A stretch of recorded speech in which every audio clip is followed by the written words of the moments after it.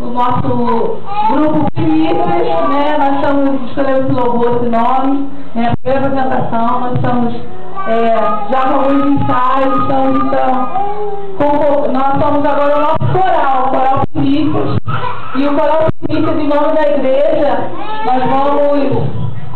nós vamos presentear o nosso pastor, né?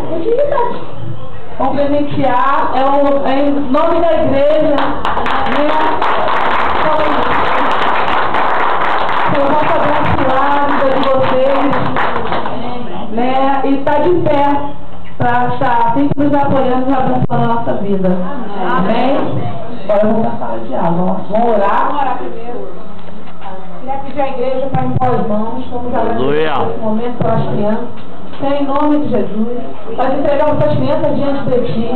A Tua palavra diz que Tu és o nosso socorro, o nosso refúgio, durante a tribulação. E nós sabemos, ó Pai, que Tu não pode ouvir suas crianças. Desde já nós te agradecemos por essa vitória, por tudo aquilo que tem feito por nós, Pai. Porque Tu és o nosso tudo. Guarda a Fernanda, a sabedoria, que ela realmente vem te colocar como feliz na vida dela, para que ela venha ser sucedida em tudo que ela for fazer. Desde já te agradeço por essa aula de hoje, que seja uma aula diferente, uma aula abençoada, em nome de Jesus. Amém.